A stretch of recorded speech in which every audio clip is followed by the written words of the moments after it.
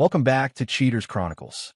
I see you, I appreciate you, and I'm thankful you subscribed and keep showing up. This space is built on your insights. Leave your thoughts and lessons below. Now, cue the tension, cue the truth. Let's get into it.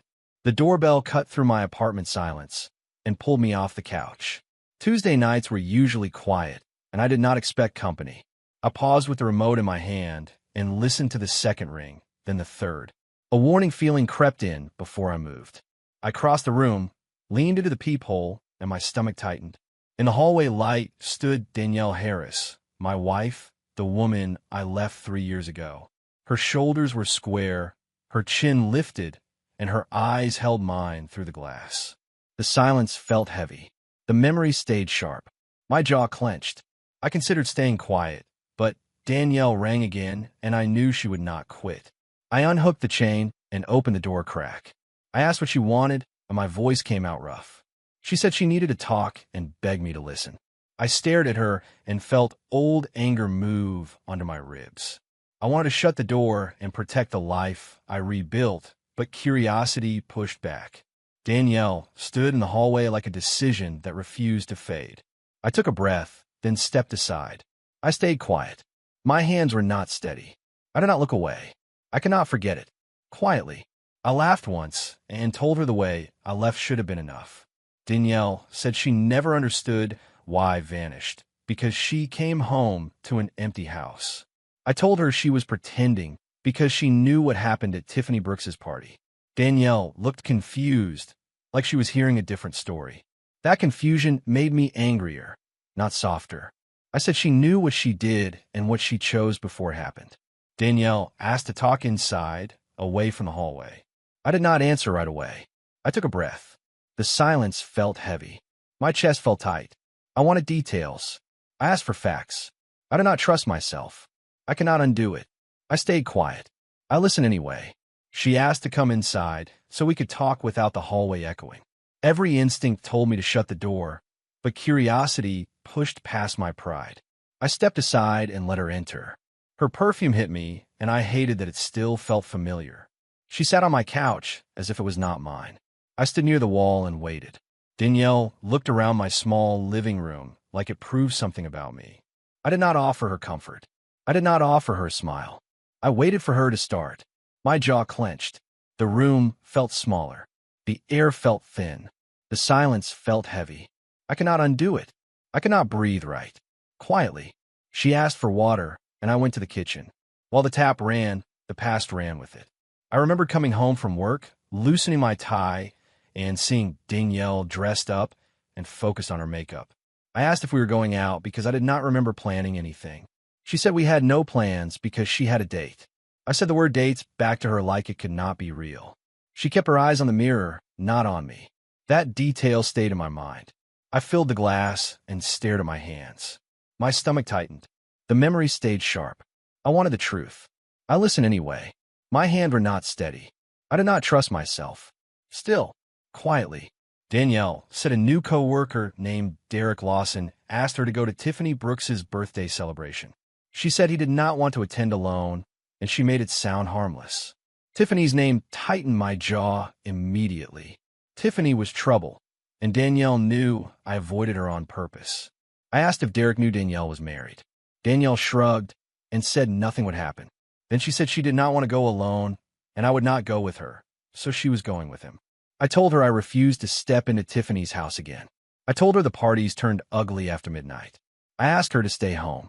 I stayed quiet. I wanted details. I asked for facts. My chest felt tight. I did not interrupt. I listened anyway. Still, Danielle said I needed to accept Tiffany as part of her life because they had history. I told her my problem was not history, it was pattern. Tiffany had been divorced 4 times, and each time involved cheating. I also said Tiffany kept drugs around, and I did not want Danielle near it. Danielle called me judgmental. I pointed out what Danielle wore to Tiffany's other parties versus what she wore now. The change looked like intention, not coincidence. Danielle said I was being unfair, but she did not deny Tiffany pushed her to live a little. I told Danielle to prove me wrong by staying home. I told her a date with another man was not harmless. I said my boundary was simple. My jaw clenched. The silence felt heavy. I did not interrupt. I wanted the truth. I listened anyway. Still, for a second Danielle hesitated. Then she said Derek was counting on her. The way she said it made it sound like loyalty, not betrayal. I asked if Derek mattered more than her husband. Danielle did not answer, and that lack of an answer felt loud. I warned her that if she walked out on that date, our marriage would end. Danielle rolled her eyes and said I was being ridiculous. She said it would not hurt us and told me not to wait up. I told her goodbye, and she heard the final tone in it. Danielle paused at the door for a heartbeat and then left anyway. The door clicked shut, and the house felt different after it closed. The silence felt heavy. My stomach tightened. I did not look away. I cannot forget it. Quietly, hours passed with me moving between the couch and the window. I drank one beer and then another, trying to quiet the images in my head. I kept thinking about how Danielle had changed over the last year. Late nights, private calls, and pulling away from my touch. Tiffany's influence was always nearby in the background. Danielle used to laugh off Tiffany's jokes about cheating, but that night felt like the joke turned serious. I told myself Danielle might sit, talk, and come home early. Then I remembered the dress, the lipstick, and her eyes refusing mine in the mirror. I felt anger, then hurt, then disbelief in a loop I could not stop. I wanted details. I asked for facts. The memories stayed sharp. The silence felt heavy. I cannot undo it. I listened anyway. Still, quietly. Near midnight, my phone rang, and Tiffany's name lit the screen. I answered because I wanted to know what cruelty she was delivering. Tiffany sounded drunk and pleased with herself. She asked if she woke me up, like she did not care either way. She said my wife finally found a real man. I asked what she meant, and Tiffany told me to listen. Then I heard sex sounds through the phone and Danielle's voice pleading. My stomach dropped so fast I felt dizzy. I slammed the phone down and stood there shaking. I did not call Danielle back because I did not trust my voice. I did not drive to the party because I did not trust what I might do. I stood in my living room and stared at the floor like it could explain anything. The silence felt heavy. My chest felt tight. My hands were not steady. I did not interrupt. I wanted the truth. I listened anyway. Still, I did not cry. I started packing, fast and precise like work. I loaded my truck before sunrise with my tools, clothes, and important papers.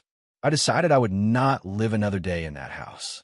When the bank opened, I emptied our joint accounts, not out of greed, but out of survival. Then I went to my job and told my supervisor, Terrence Cole, I was quitting without notice. I told him why, and he did not argue. He cut my final check, helped me load my things, and wished me luck. My phone had been ringing since early morning, all calls from Danielle. I turned it off and made a plan to disappear. I did not want explanations. I wanted distance. The memories stayed sharp. Time did not fix it. I cannot forget it. Quietly, I threw the phone away outside a big box store and bought a prepaid one inside. I did not want a number she could trace. By mid-morning, I was on the highway with no destination except away. We had separate credit cards, so I left them as they were and focused on cash. I drove until my hands loosened on the wheel and the old neighborhood felt like another life.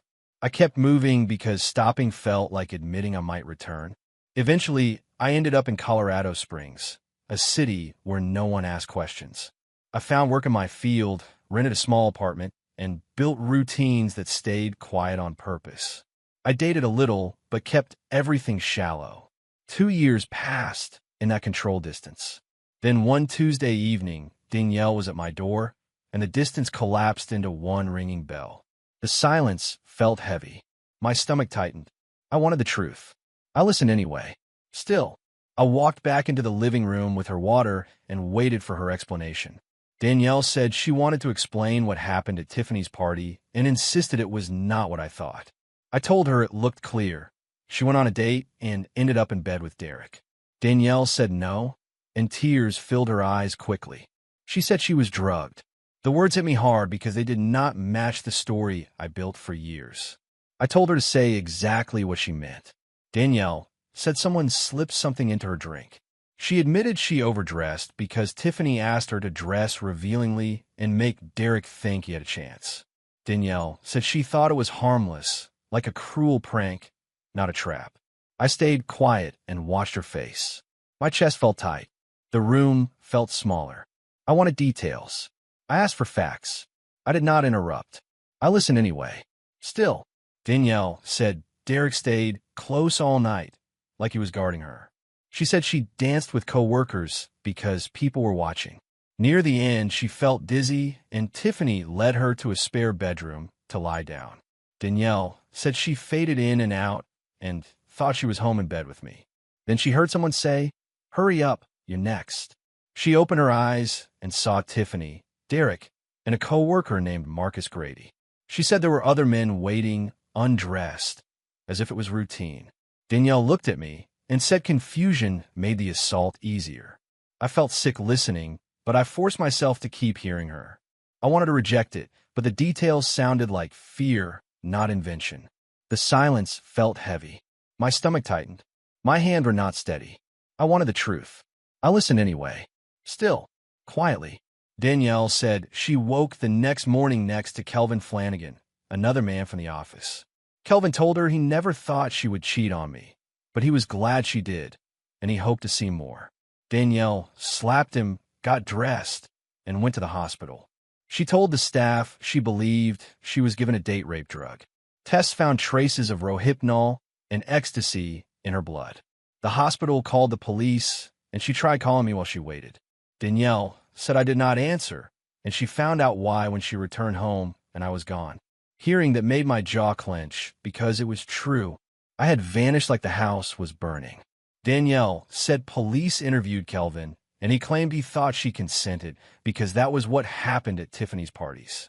She said he claimed he believed she knew and agreed. My stomach tightened. The air felt thin. I wanted details. I asked for facts. I did not interrupt. I listened anyway. Still, Danielle said police pressed Derek, and he admitted Tiffany planned it. Derek claimed Tiffany believed Danielle wanted to participate and only needed a push. Danielle said Tiffany ignored one important detail. Danielle refused to do anything without her husband agreeing. Danielle said she told Tiffany that more than once, but Tiffany treated it like a challenge. I asked what Danielle did after the hospital and police report. Danielle said she broke down for 2 days, then hired an attorney. She said she sued everyone involved, including men who assaulted her. Many suits failed because those men claimed they believed it was consensual based on the party's reputation. But the cases against Tiffany and Derek were held because they conspired to drug her. Danielle said she won a settlement, though Tiffany had little money besides her house. I stayed still and tried to process it in order. The room felt smaller. The silence felt heavy. My chest felt tight. I wanted the truth. I asked for facts. I did not interrupt. I listened anyway. Still, Danielle said the court asked if she would take Tiffany's house as part of settlement. Tiffany still owed hundreds of thousands on it, but money from Derek covered the payoff. Danielle sold the house and used some of the proceeds to stabilize her life. Then she hired a private investigator. She said she did not do that for revenge. She did it to find me. Danielle said she loved me and believed we belonged together. The hope in her face made my chest feel tight, but it did not change my decision. I told her she should have hired a divorce lawyer instead.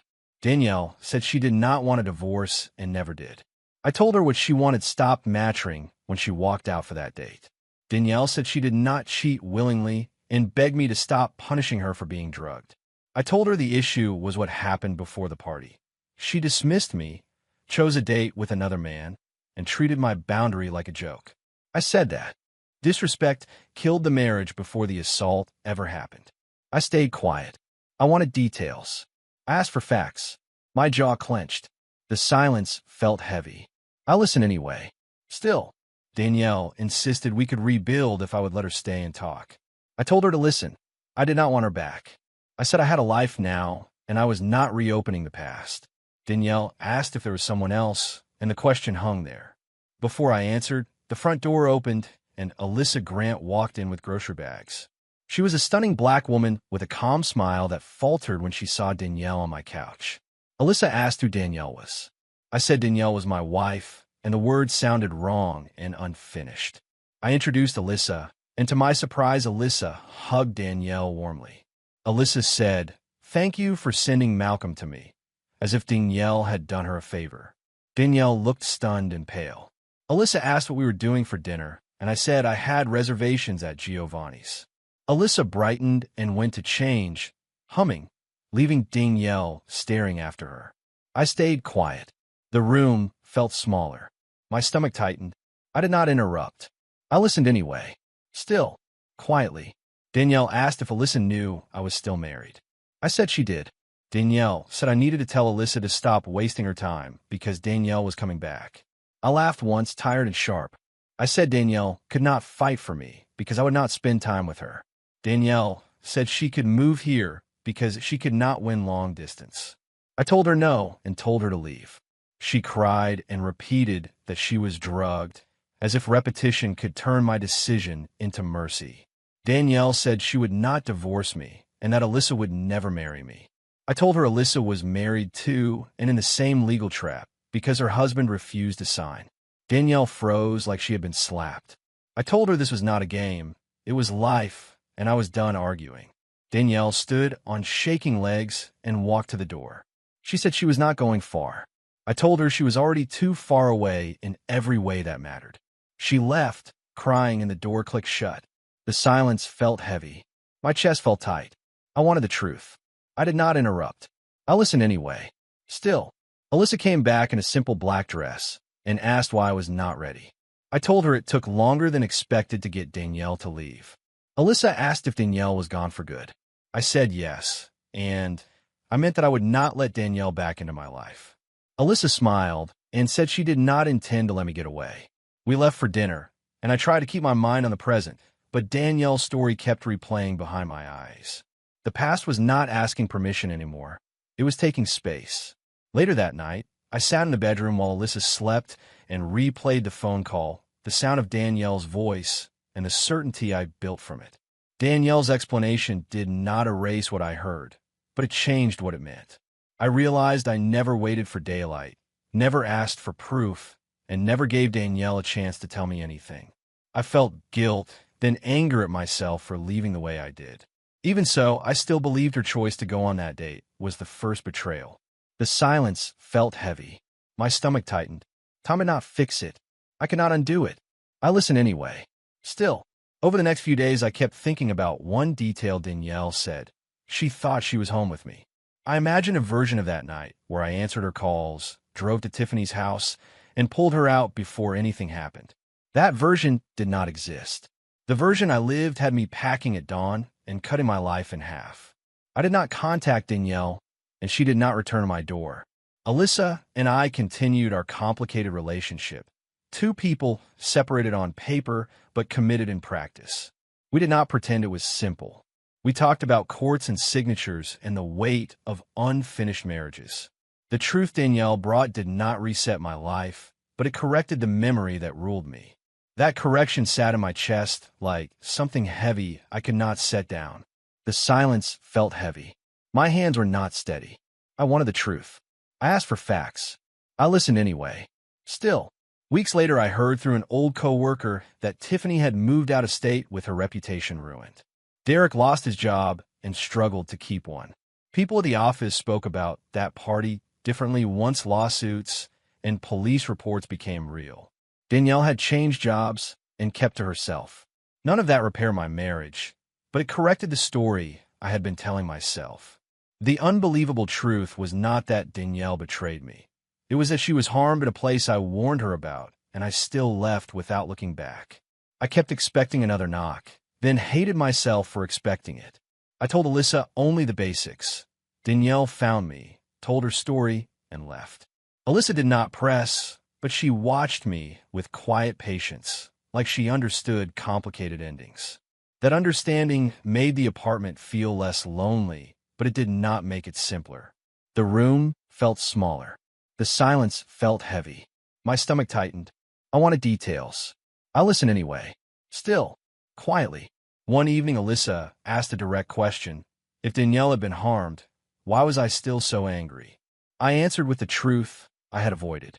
I said my anger started before the party, before any drug, when Danielle chose to go on a date and treated my warning like noise. I said I did not want to control her, but I needed respect, and she walked out anyway. Alyssa nodded and said boundaries matter even when tragedy follows. Hearing it from someone else made my reasoning sound both solid and cruel. I also admitted something worse. I left without letting Danielle speak because I wanted a clean story. Cheating was simple, and simple stories make decisions easier. I told Alyssa I built a fortress around that simplicity for years. Danielle's visit cracked it, and now I had to live with a complicated truth.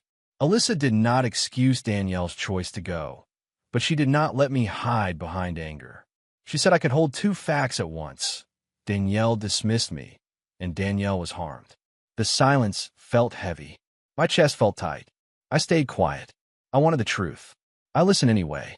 Still, a few days later, I called Terrence Cole, my former supervisor, and asked what people remembered about that time. Terrence said Danielle had been devastated and that police had visited the office. He said rumors were wild until paperwork and attorneys arrived. Terrence said Danielle tried to reach me for weeks, then stopped, like she finally accepted I was gone. Hearing that made my chest ache in a way anger never did. It did not change my decision, but it changed the weight I carried. I thought about writing Danielle back, just one message, just an acknowledgement, but I did not. Any reply would reopen the door she still wanted open, and I could not offer that. I needed my life to keep moving forward, even if it moved with scars. Alyssa and I kept building something careful, not perfect, but honest about its limits. We talked about lawyers and paperwork without making promises we could not keep. We made dinner, paid bills, and lived in the present day by day. The silence felt heavy. The memory stayed sharp. My jaw clenched. I wanted details. I listened anyway. Still, quietly. On a Saturday morning, I saw Danielle across a parking lot outside a grocery store. She did not approach, and neither did I. She looked thinner, steadier, and tired in a way that did not ask for pity. Our eyes met for a second. Then she turned and walked to her car. That single moment said what words could not. She was still fighting for peace, not for me. I realized my greatest mistake was not leaving. It was leaving like a thief, without offering even a final sentence of closure. That night, I opened my laptop and wrote a short line to myself. I can forgive without returning. I can admit what I did wrong without undoing my life. The unbelievable truth Danielle brought was not a magic key to restart us. It was a correction to a memory that ruled me. I still believe my marriage ended the moment she chose that date, but I no longer believed she chose the assault. Those were different truths, and living with both finally felt like living in reality. The silence felt heavy. My stomach tightened. I stayed quiet. I wanted the truth. I listened anyway. Still, quietly. Months after Danielle's visit, I checked an email account I rarely used and found a message from her. It was short, careful, and plain. She wrote that she filed for legal separation, not to punish me, but to stop living in limbo. She wrote that she accepted my refusal to reconcile, even though she still loved me. Then she wrote one last line. The truth was never meant to drag me back, only to free me from a lie. I sat with that sentence for a long time. The lie was what I assumed, and the freedom was knowing. I did not feel joy. I felt a quiet settling, like a debt finally named. Danielle did not ask for money or a promise. She asked for truth to exist where silence used to live. I could respect that, even if I still could not return.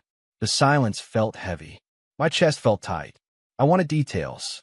I asked for facts. I listened anyway. Still, Danielle's message did not fix what happened, but it changed how I carried it. For years, I told myself the story ended the night Tiffany called, and that I was justified in vanishing. Now I knew the story had continued without me, and Danielle had fought battles I never saw. I pictured her at a hospital, then in a police station, then with attorneys, alone.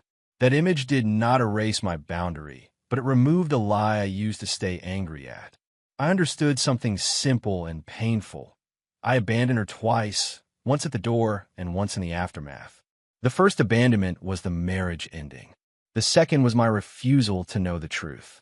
Alyssa saw me reading the email and said nothing. She let me sit with it without rescue. That quiet respect was new for me.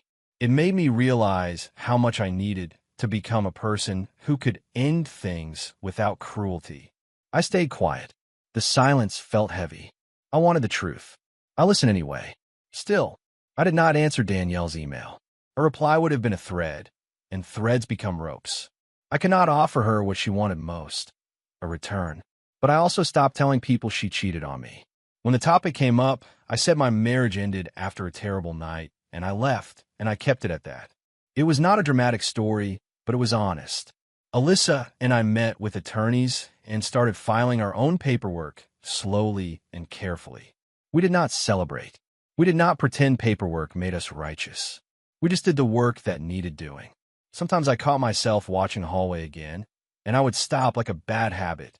I reminded myself that Danielle did not need to chase me anymore. She needed peace. I needed to accept that peace did not require forgiveness face to face. It required the truth staying true. I stayed quiet. The room felt smaller. The air felt thin. Time did not fix it. I could not undo it. I listened anyway. Still, quietly. On another quiet evening, Alyssa asked if I regretted leaving. I told her I regretted how I left, not that I left. I said the moment Danielle chose that date, she showed me a kind of disrespect I could not build on. Alyssa nodded and said that was fair. Then she asked if I regretted not calling the police, not driving to Tiffany's, not trying to stop what happened. That question sat differently. I admitted I did not know if I could have stopped it, but I regretted not trying.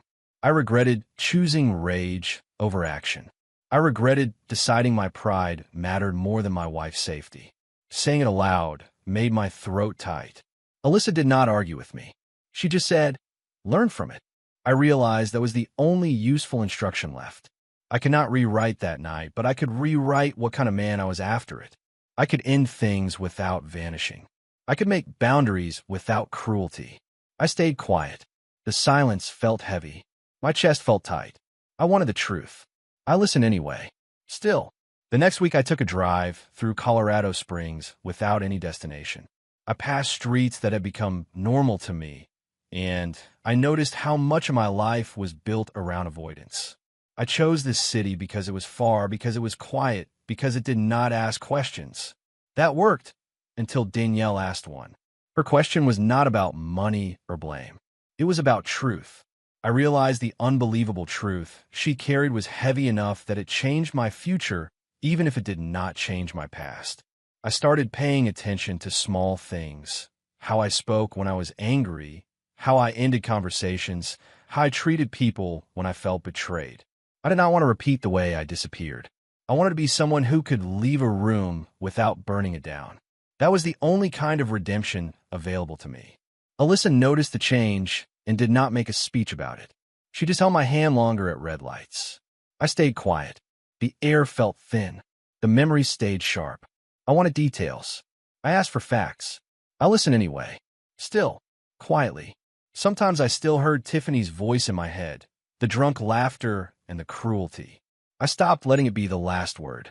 Tiffany had tried to turn my life into entertainment, and I had let her by accepting her call as proof. I could not change what I heard, but I could change what I did with it. I began to understand how easy it was for people to believe the worst when it comes packaged as certainty. I had believed the worst because it made my decision clean. Danielle's visit made it messy, and I hated the mess. But the mess was closer to real life. Real life has harm and boundaries in the same story. Real life has consequences that last longer than anger. I learned that leaving can be necessary and still be wrong in the way it is done. I learned that truth can arrive late and still matter. That was the unbelievable part. Not that a drink was drugged, but that my certainty was incomplete. I stayed quiet. My stomach tightened. The silence felt heavy. Time would not fix it. I could not forget it. Quietly. I also learned that respect is not only what you demand, but what you give. I demanded it from Danielle, and she dismissed me. Then I dismissed her in a different way, by refusing to hear anything after the phone call. Both choices had consequences. That did not mean the choices were equal, but it meant I had work to do in myself. Alyssa and I kept moving forward, not as a fantasy, but as two adults cleaning up old paperwork and making new plans carefully. Some nights we talked about the future, and Some nights we watched television in silence. I stopped needing to fill the silence with rage. I let it exist. The past stayed behind me more often than it stepped forward. When I thought of Danielle, I no longer pictured betrayal as my only truth. I pictured a woman who made a terrible decision, then suffered a terrible harm, then fought for herself, then finally walked away from me without a chase. That was strength. I could acknowledge it without returning. I could respect it without reopening the door. I stayed quiet. The room felt smaller. The memories stayed sharp. I wanted the truth. I listened anyway. Still, I did not know where Danielle lived after that, and I did not try to find out. Knowing my own limits was part of the lesson. My life was no longer a chase scene. It was a series of choices, and I wanted them to be deliberate. When I saw couples arguing in public, I noticed how quickly people turn conflict into performance. Tiffany lived for that performance, and I had fed it by reacting exactly as she wanted. I stopped feeding it. I stopped talking about her. I stopped using her as the villain in my story, because she was not the only person shaping my choices. I was. That was uncomfortable, but it was honest. Alyssa once asked if I wanted to move again, to start even fresher. I told her no. Running was what I used to do. I wanted to stay and build. That was the point of truth. It removes the excuse to flee. Danielle's truth removed one of mine. I still had boundaries. I still had consequences. But I did not need lies to support them anymore. I stayed quiet. The silence felt heavy. My chest felt tight. I wanted details. I asked for facts. I listened anyway. Still, quietly. The day Alyssa received her own court update, she showed it to me without celebration. It was paperwork, not romance, and we treated it that way. We sat at the kitchen table, signed what needed signing, and planned the next step. That ordinary scene mattered to me because it was the opposite of Tiffany's world. No spectacle, no bait, no cruelty, just reality handled calmly. Later, while washing dishes, I thought about Danielle on my couch, asking for a future I would not give. I realized I did not hate her anymore. Hate had been easier than grief. Grief required admitting that love existed once and that it ended in a way that hurt everyone. I let that grief exist without trying to turn it into a weapon. I let myself admit one clear thing. Danielle deserved to be believed about the harm done to her, even if she did not get my marriage back. That was the smallest fairness I could still give. I cannot change the past, but I could stop mislabeling it. I stayed quiet. My stomach tightened. The silence felt heavy. I could not undo it. I could not forget it. Quietly, I did not see Danielle again after the grocery store parking lot. Maybe that was mercy for both of us. I knew she had money once, then used it to correct what happened, then used it to find me. That kind of effort would have crushed some people, but Danielle stood in my hallway and said her truth anyway. She did not threaten me. She did not blackmail me. She told me what happened and what she did afterward, then asked for a chance. I refused, and she left. That was the shape of our ending, plain and final. The unbelievable truth did not reverse time. It did not erase my boundary. It did not make Tiffany's cruelty smaller. It simply changed one sentence in my mind from "she chose to do it" to "she did not choose that part." That distinction mattered. It stopped me from telling a lie to protect my anger. It forced me to admit that leaving was not the same as being right. I could accept that and still keep my life. I could accept that and still move on. I stayed quiet. The silence felt heavy. My chest felt tight. I wanted the truth. I listened anyway. Still, quietly. One night, as Alyssa and I locked the door, she asked if I felt free. I thought about it carefully. I said freedom was not the absence of pain. It was the absence of denial. Danielle's truth removed denial. My life in Colorado Springs had been built on denial that I might be wrong about what happened. Now I did not have that denial, and it felt sharper, but also cleaner. I told Alyssa I felt more honest, not more comfortable. Alyssa nodded and said comfort comes later, if it comes at all.